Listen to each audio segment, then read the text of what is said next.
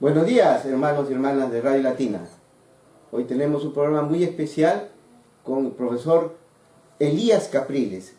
Él es uno de los eruditos del budismo más respetados de América Latina y se ha formado por los más importantes maestros tibetanos de Dzogchen, en especial nuestro gran maestro Chogyal Nankay Nordo. Buenos días, profesor, ¿cómo está? Buenos días, Bienvenido al Perú. muchas gracias. Bueno, estamos siempre a la expectativa de todo lo que usted va a poder compartir con nosotros este fin de semana, bueno, todos estos días que va a estar acá en el Perú. Principalmente este fin de semana va a haber un curso Budismo para Todos. ¿Podría explicarnos, por favor, por qué es tan importante el budismo para todas las personas? Bueno, el budismo, más que una religión, es un método para transformar la mente y la experiencia de los seres humanos. Y hoy en día la gente anda agobiada por problemas, por estrés, angustias. Y aparte de todo esto, que es justamente aquello que el budismo puede resolver de una manera definitiva, también enfrentamos una crisis ecológica extremadamente grave que amenaza la supervivencia misma de la especie. De hecho, la UNESCO, las Naciones Unidas en general, han establecido que si no se revierte la producción de gases de carbono y de gases invernaderos, va a ser demasiado tarde y ya este calentamiento global se va a hacer irreversible y eso podría incluso ponerle fin a la especie. También se está señalando la extinción de una gran cantidad de especies, incluso muchísimas cada día, y también ha habido una advertencia también por las Naciones Unidas de que si esto sigue como va, pues también se puede hacer irreversible la destrucción de la base de la vida y por lo tanto la vida humana sin una base de la vida no puede continuar tampoco. Entonces el budismo no es en verdad tanto una religión, porque uno puede, si uno es católico o protestante o judío o musulmán o lo que sea, puede igualmente practicar los métodos del budismo para transformar su mente y de esta manera eliminar la raíz de todos estos problemas psicológicos a nivel individual y al mismo tiempo la raíz de la crisis ecológica. Y si esto se generalizara a un número suficiente de personas, pues podría darse esta transformación que es indispensable para nuestra supervivencia y para la aparición de una sociedad iluminada. ¿Se puede pensar entonces con el budismo como una medicina para las personas y para el planeta?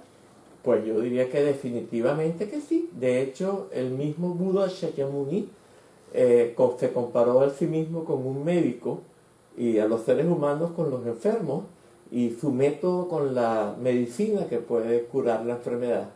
Y la enfermedad la llamó dukkha, que es un término muy amplio, incluye desde el sufrimiento más claro y abierto hasta la carencia de plenitud, el malestar sutil que nos acompaña todo el tiempo, pero del cual nunca estamos conscientes porque siempre estamos de alguna manera logrando evadirlo. Bueno, la medicina y la ciencia en general, ¿no? La psicología ha avanzado mucho, ¿no? En las últimas décadas. ¿Cuál sería la oferta o la diferencia, digamos, ¿no?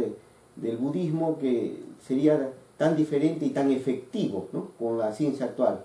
Sí, bueno, antes que nada, para lograr el tipo de transformación que plantea el budismo, se requiere una mente iluminada, una mente despierta que dé la medicina. Las medicinas que da la mente confundida son como el ciego que guía a los ciegos y caen todos juntos al abismo.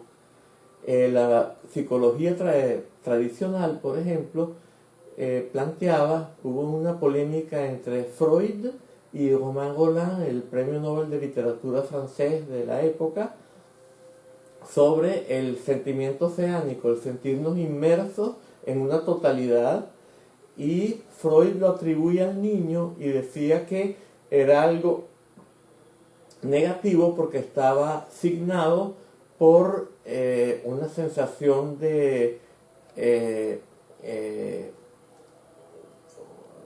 desamparo. Y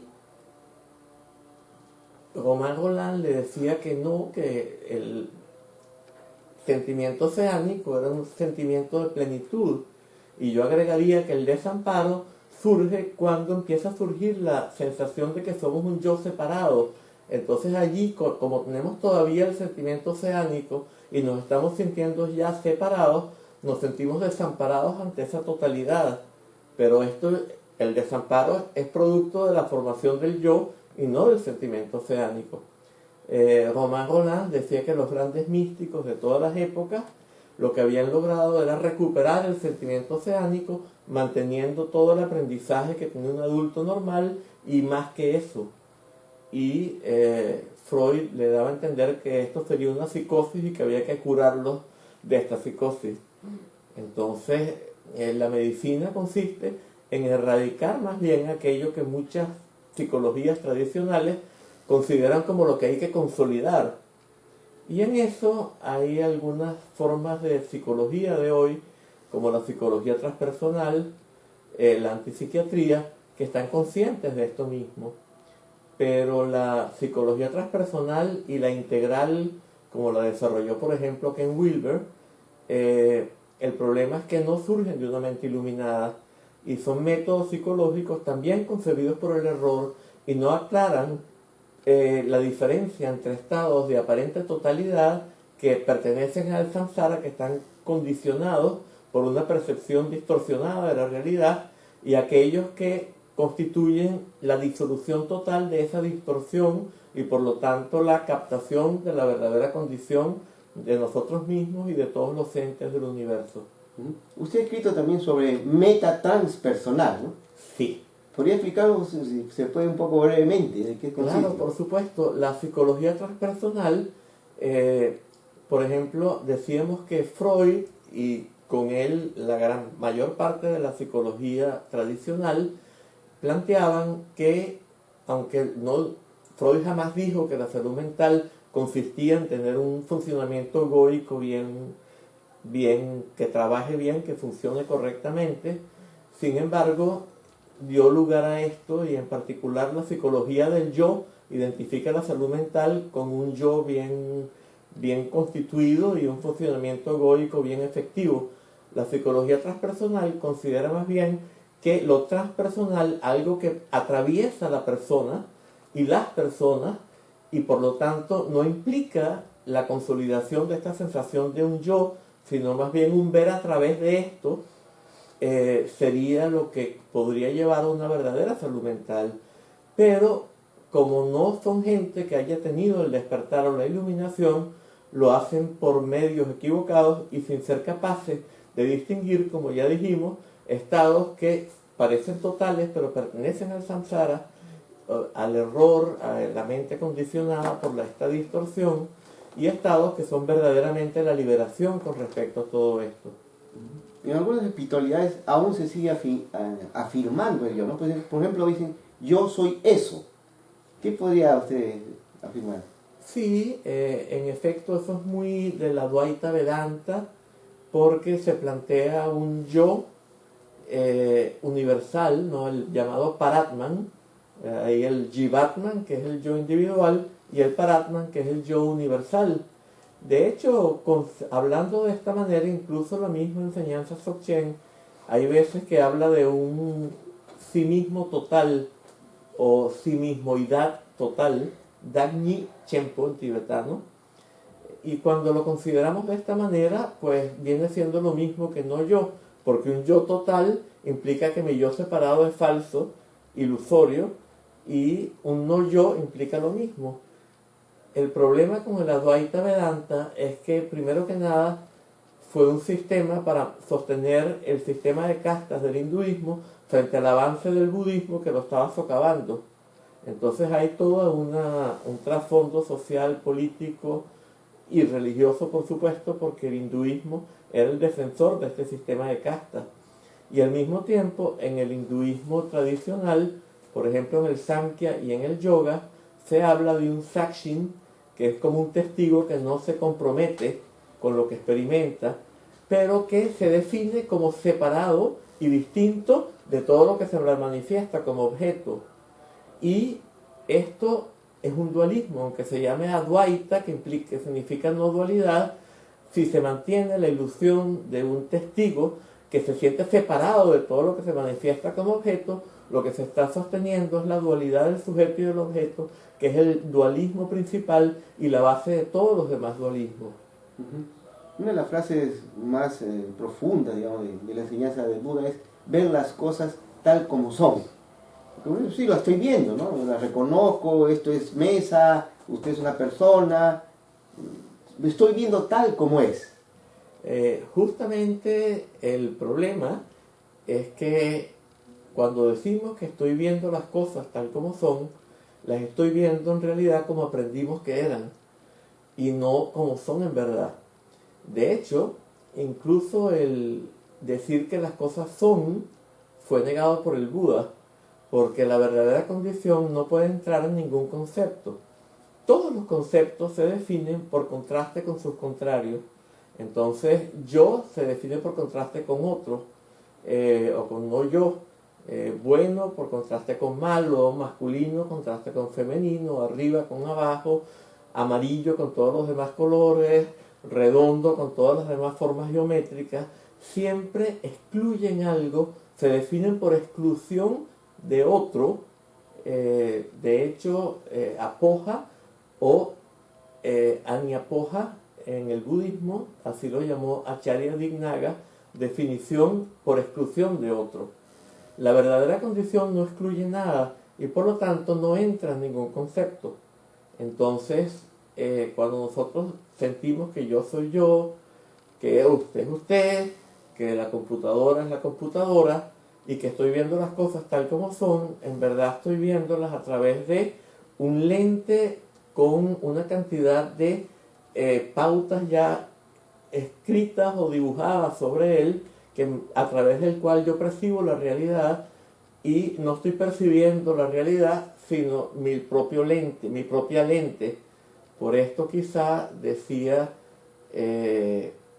un famoso dramaturgo español,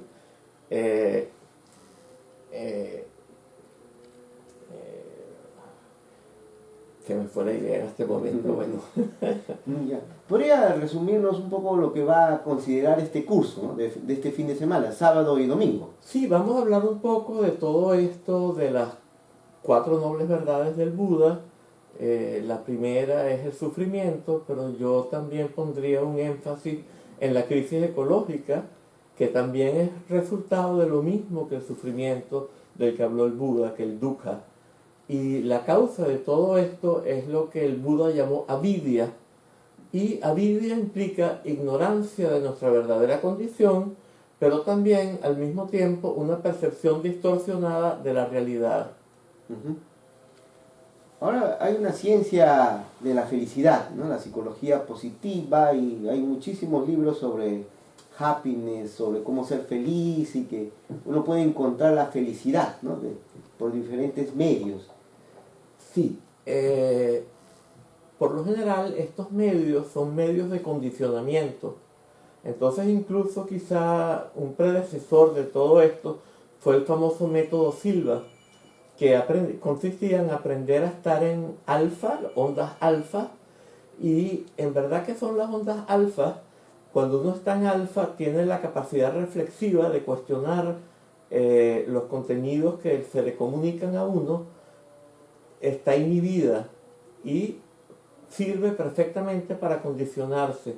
Entonces uno tiene que ponerse en alfa y condicionarse para no experimentar de la manera que supuestamente generaba sufrimiento, y obtener metas que son metas del yo, metas de la avidya, metas de toda esta percepción distorsionada y equivocada. Y con esto, pues verdaderamente lo que se lograba era consolidar la causa del sufrimiento, que es el condicionamiento, que es la dualidad del sujeto y el objeto, que es la percepción de todo como siendo la computadora, la persona, etc. Entonces, todo lo que es condicionado, creado, producido, fabricado, inducido, compuesto, etc., es transitorio y está sujeto a sufrimiento. Por lo tanto, no puede constituir una solución definitiva para la problemática inherente a la existencia humana. ha habido ya diferentes investigaciones sobre el tema de la felicidad, ¿no? Y se encontró que la persona más feliz del mundo era un practicante de budismo, un maestro, ¿no?, también de budismo. ¿Podría explicarnos por qué una persona, por ejemplo, ¿no?, que no tiene hijos, que no tiene propiedades, ¿no?, que no tiene riqueza, bueno, tiene dinero pero lo dona, pero generalmente, que casi todo lo que nosotros aspiramos, ¿no?, en nuestra vida para obtener y le dedicamos mucho tiempo y recursos para lograrlo, creemos que eso nos va a hacer felices? Quien no lo tiene es el hombre más feliz del mundo. Sí, en el budismo en general se dice, en la tradición tibetana en particular, si tienes una cabra, tienes el problema de una cabra. Si tienes un yak, tienes el problema de un yak. Imagínense, si tienes un castillo, el problema que tienes. Tienes el problema de un castillo. Y si eres Bill Gates, qué cantidad de problemas que tienes. De hecho, cuando nos sentimos separados de la totalidad, que es parte del producto de la avidia, de esta ignorancia con percepción distorsionada de la realidad, experimentamos carencia de plenitud. Cuando nos sentimos separados del todo, nosotros somos el todo, experimentamos carencia de totalidad y por lo tanto carencia de completud y carencia de plenitud. Y entonces siempre creemos que esto lo vamos a llenar con posesiones, sobre todo cuando los medios nos dicen si obtiene el Ferrari, si obtiene el celular tal, si obtiene esto, si obtiene aquello, se va a sentir pleno. Si no lo tiene, usted es un miserable. Pues esto verdaderamente que es terrible y exacerba la sensación de carencia que le es inherente al sentirnos separados de la totalidad. Cuando el emperador de China le preguntó a Sakya Pandita quién era el hombre más famoso, más rico del Tíbet, le respondió con el nombre de un yogi que vivía desnudo en una montaña nevada y no tenía ninguna posesión. Y un lama tibetano muy importante, Guru Chowan, su discípulo nepalés Bare, le dio varias onzas de oro como pago por sus enseñanzas, y él lo llevó a la orilla de un río, hizo una ofrenda quemada, lo mezcló con harina, lo quemó, y él estaba todavía muy contento de que no se había quemado el oro, pero luego lo echó al río, lo regó por todo el río y dijo, ¿para qué quiero yo oro si el mundo entero es oro para mí? Hoy en día tenemos una crisis ecológica, una de sus causas es la sobreproducción, la destrucción ecológica para producir demasiado. La sociedad de consumo está consumiendo el mundo. Es indispensable, en Francia hay todo un movimiento del decrecimiento, que hay que aprender a vivir con menos, a consumir menos y a reducir la cantidad de productos, la producción en general. Y la única manera de lograr verdaderamente esto sería recuperando esta vivencia de nuestra verdadera condición, pues nuestra verdadera condición es total plenitud y total perfección. Y la carencia de plenitud surge cuando nos sentimos separados de esa condición, nos sentimos separados del todo. También un factor que nos causa muchos problemas, dificultades, pesares, es la relación de pareja. O sea, nosotros estamos con muchos conflictos, más que, como decía, más sufrimiento que escasos momentos a veces de gozo o de felicidad. Usted va a dar una charla gratuita, abierta a todo el público, el martes 21 de mayo. Amor, Tantra y sabiduría no dual. ¿Cómo podemos tener una relación no dual con otra persona? Está muy buena la pregunta. Pues no se trata de tener una relación no dual con otra persona. De lo que se trata es de usar la relación con esa otra persona para acceder a esa sabiduría no dual. Y por supuesto eso comprende, entre otras cosas, un enfoque o una aproximación a la relación erótica de la pareja con una óptica totalmente diferente. Gran parte de nuestros problemas surgen por la posesividad que tenemos, entonces estamos siempre pendientes de si la otra persona nos está siendo fiel o no nos está siendo fiel, y en general la necesidad de poseer a la otra persona y queremos que sean todo como nosotros quisiéramos que fuera y no como ella es. Tenemos que aprender a respetar a la otra persona, tenemos que aprender que hombres y mujeres tienen el mismo estatus, que no, la mujer no es algo subordinado al hombre. De hecho, en el tantrismo había más bien un culto a lo femenino. La iniciativa era de la mujer y no del hombre. Yo recuerdo cuando yo era pequeño, había en las fiestas siempre los hombres se decía sacar, o sea, sacar a bailar a las mujeres. Ujú. En el tantrismo eso se invierte. Ah, ya. Ahora, cuando uno habla de la relación erótica, ¿no? Realmente acá se ha confundido tantra con práctica sexual. En Oriente no es tanto, pero en Occidente, vamos a un taller de tantra, ya, y uno dice, ya, ¿y en qué momento me va a desnudar, ¿no? Sí. ¿Cuál es la diferencia clave, ¿no? Para entender esto del erotismo y no lo comercial ahora que se está dando? Sí, tantra primero que nada requiere de una transmisión. No es que cualquiera se pone a enseñar tantra. Y el tantra significa continuidad. Y esto tiene muchos significados, pero esencialmente el sendero tántrico es el sendero de transformación. Tenemos que tener la capacidad de transformar las pasiones en sabiduría y usar las pasiones. Una de las pasiones es la pasión del deseo erótico, pero el deseo erótico no es todas las pasiones. Ahí el budismo distingue hasta 84.000 pasiones y por lo tanto estamos hablando de una entre 84.000. Sin embargo, sí es cierto que hay que transformar las pasiones en sabiduría y que esto es el método, y que uno de los métodos importantes del tantrismo consiste en abordar la relación erótica desde una óptica diferente, que nos puede permitir que mediante ella alcancemos un estado de total plenitud y perfección y descubramos de esta manera nuestra verdadera condición, que es esa misma total plenitud y perfección, ese estado que se llama Dzogchen. Y esto evidentemente que requiere una capacidad, no cualquier persona puede lograr esto. Entonces esto de dar talleres de tantra en los cuales a cualquier persona se le enseña una técnica para hacer el amor de otra manera, es un disparate. Es todo lo que es una... Sexo sagrado. ¿Sí? Sí, es una manera de hacer dinero y de obtener poder y de obtener relaciones, etc. Uh-huh. Cuando estamos conversando del tantra, ¿no? Digamos, tradición, ¿no? Porque como usted decía, es una tradición, no es que a alguien ahora se le ocurre decir yo soy maestro de tantra, ¿no? Porque he leído 4 libros, ¿no? Es una forma como se está haciendo ahora, o por internet. Ese linaje, ¿no?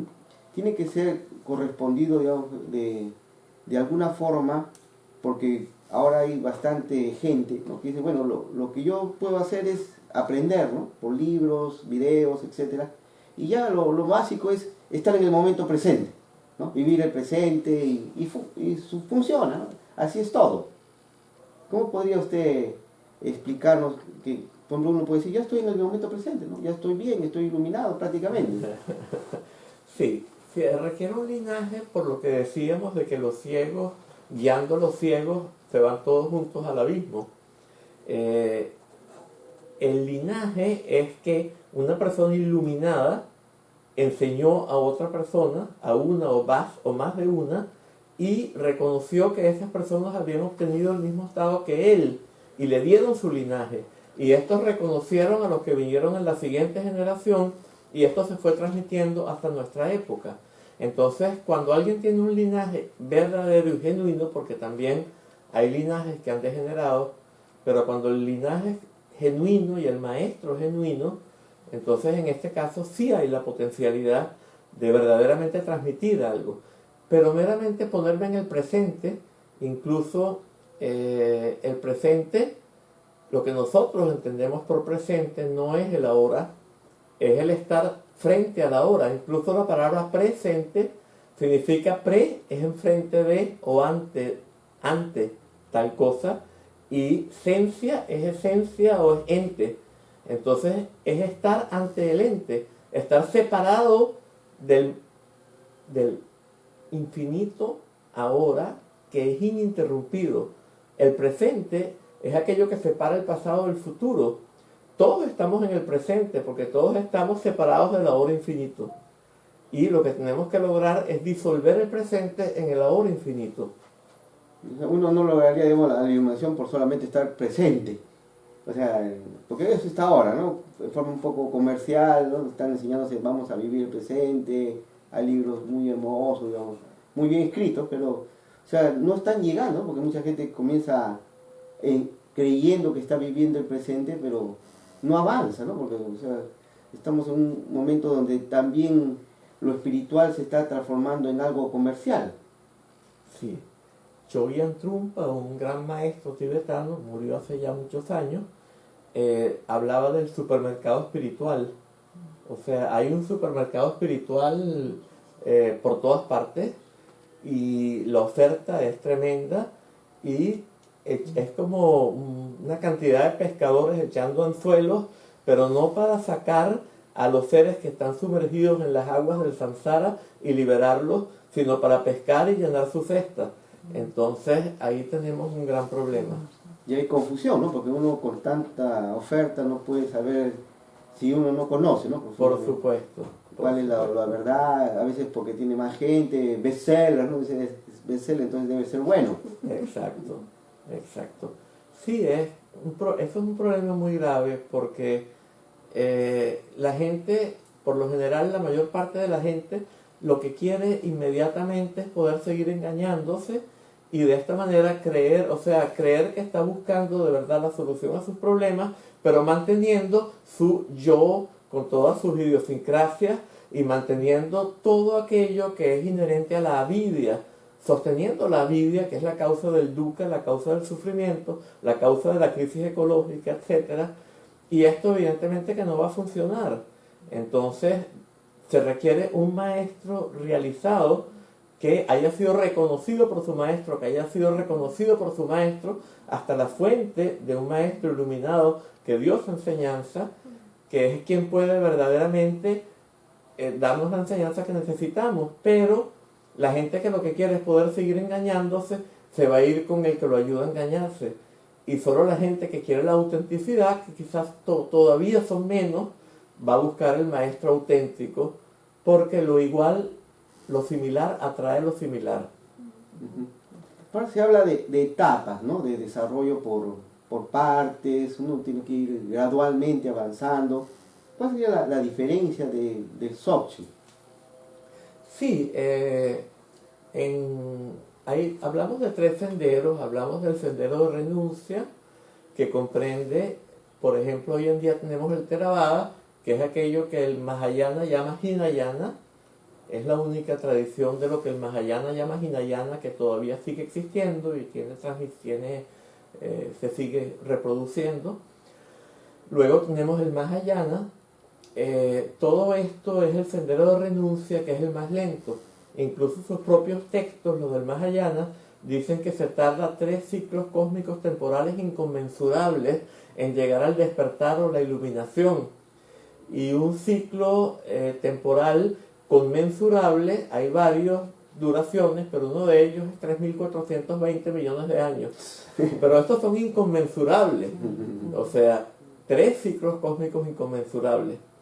En el tantrismo, en el Vajrayana, el sendero de transformación, que consiste en transformar las pasiones en la sabiduría que ellas son originalmente, y que comprende también esas prácticas que la gente entiende por Tantra, pero cuando se aplican correctamente con transmisión, un maestro da la transmisión, un maestro genuino, reconocido, entonces es transformar las pasiones en sabiduría y se considera que en una sola vida se puede llegar a un alto grado de realización, pero por lo general, contrariamente a lo que promueven por allí y anuncian los engañadores que están con sus dientes afilados buscando a quien tragarse por allí, a quien caiga en sus redes como peces, prometen que todo va a ser muy fácil, que todo va a ser muy inmediato, pero en verdad por la vía tántrica es indispensable hacer un retiro mínimo de 3 años, 3 meses y 3 días, mejor de 7 años, 7 meses y 7 días, ideal de 9 años, 9 meses y 9 días. Y cuando uno hace este retiro no hay garantía de que uno se vaya a realizar. Y a lo mejor alguien que sale de la universidad después de 10 años en retiro, le va a buscar trabajo y le dicen, ¿y su currículum? ¿Dónde ha trabajado usted? Pues ¿qué va a decir? No, seguro que no encuentra trabajo. Es muy poco práctico. El Dzogchen no requiere esos retiros así tan largos. Evidentemente que siempre es conveniente hacer un retiro al menos de una semana, mejor de 3 semanas, y se pueden repetir retiros cuando uno puede, pero la práctica principal es en la vida cotidiana y lo podemos alcanzar, la iluminación, el despertar, sin alejarnos de la vida cotidiana, sin incurrir en el sendero de renuncia y volvernos monjes o eremitas, ni tampoco el sendero de transformación y tener que hacer un larguísimo retiro, aunque implique a lo mejor prácticas con consorte y todas esas cosas que a la gente le atraen. En el Dzogchen es mucho más inmediato. Y por supuesto que el Dzogchen también comprende todos los demás métodos. O sea, el practicante de Dzogchen también puede aplicar técnicas con consorte cuando le conviene, y también puede aplicar las técnicas del sendero de renuncia cuando no le funciona ninguna otra. Cuando no le funciona la autoliberación, puede aplicar la transformación. Cuando no le funciona la transformación, puede aplicar la renuncia. Usted también va a dirigir una charla, una conferencia abierta este jueves 23 de mayo sobre chamanismo y budismo. A mí me parecía que fueran dos temas diferentes, ¿no? Pero usted va a conversar sobre los dos temas.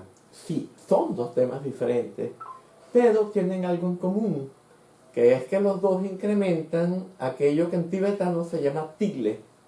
Y tigle yo lo traduzco como volumen energético del que depende la amplitud de la conciencia. Un bebé tiene una visión totalmente panorámica que es inherente a aquello que ya mencionamos, ese sentimiento oceánico de sentirnos inmersos en la totalidad. Yo recuerdo que cuando yo era pequeñito, tomaba el biberón, veía simultáneamente todo el techo y las paredes. Y cuando era más grandecito, trataba de lograr lo mismo y no podía. No podía sino concentrarme en una figura y lo demás que se volvía fondo. Y pues esto tiene este incrementar el volumen energético del que depende la amplitud de la conciencia, lo hace también el chamanismo, pero no lo hace como un medio para lograr la iluminación o el despertar, sino para entrar en contacto con ciertas entidades y entonces usar esas entidades, bien sea para dañar a los enemigos o para ayudar a los amigos o para ayudarse a uno mismo. Y aunque muchas veces con las sustancias que ellos usan y todo esto entran en momentos de comunión, y esto ha hecho que el chamanismo tenga un aspecto de conservación de la naturaleza muy efectivo y muy valioso, tanto que por ejemplo un antropólogo francés, etnólogo francés, Philippe Descola, estuvo con los Achuar en Ecuador y se dio cuenta de que las zonas que ellos han habitado por mayor tiempo tienen más biodiversidad que las que no han habitado. Y en cambio la civilización es al revés. Hay un libro de Tom Dale y Vernon Gill Carter que se llama Topsoil and Civilization, y allí ellos muestran que casi todas las grandes civilizaciones se destruyeron a sí mismas por el mal uso que hicieron del medio ambiente. Entonces el chamanismo tiene un valor ecológico muy grande. Sin embargo, no lleva a la liberación o la iluminación o el despertar. Para eso necesitamos una tradición de despertar como el budismo. Y en el budismo tenemos muchos vehículos, y en particular el Dzogchen es el sendero directo para llegar a un total despertar irreversible en esta misma vida, sin tener que irnos del mundo, bien sea por renuncia, bien sea por aplicar el sendero de transformación en retiro. Como usted dijo, es una práctica, no es un cambio, una transformación que se puede dar en nosotros sin tener que cambiar una religión. Una vez le pregunté al maestro Chogyam Norbu, le dije, bueno, yo soy creyente, ¿no? Le dije, creo en Dios, y puedo seguir creyendo en Dios practicando Dzogchen. Y me respondió muy brevemente, dijo, depende de lo que creas que es Dios, ¿no? ¿Cómo podría usted explicarlo? Sí, el Dios de la teología católica se describe como identidad total consigo mismo, como todo conocedor, como omnipresente, omnisciente, etc. Todas estas características son las características de nuestro estado primordial. El budismo, en general, no plantea la existencia de un Dios, pero no le interesa negarle el Dios a los que creen en Dios. Lo que le interesa es que entendamos que esa condición que llamamos Dios, de identidad consigo mismo, de total plenitud, todo esto, es lo que justamente lo que tenemos que alcanzar y aquello que el budismo nos permite alcanzar. Pero el budismo no considera que eso esté fuera del mundo y que sea como una persona que nos premia y nos castiga, o sea que no es a imagen y semejanza de nuestro ego, sino por el contrario, es exactamente correspondiente a lo que el budismo llama el nirvana, la iluminación, el estado despierto. Entonces, esa condición en la cual somos total perfección, total plenitud, identidad con nosotros mismos, no somos existencia, en el sentido de ex significa fuera de, existencia tiene que ver con esencia o con ente, estar fuera de nosotros mismos, lo definía Heidegger, la existencia. El estado de Dzogchen, el estado que persigue el budismo, el estado iluminado, corresponde perfectamente a lo que el cristianismo, a la forma como la mística cristiana y la teología cristiana definen a Dios.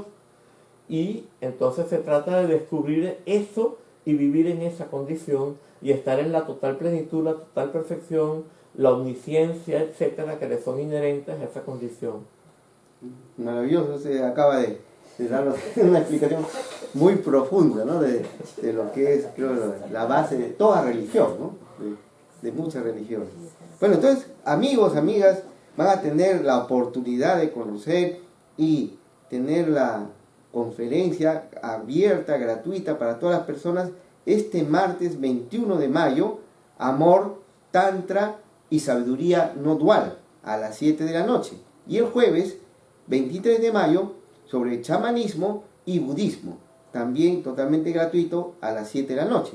El lugar va a ser en Norbulín, la comunidad Dzogchen del Perú, que queda en Jirón Centenario 114, interior A, en Barranco, a 2 cuadras de lo que era el estudio 4 del canal 4, ¿no? Subiendo por la avenida Grau.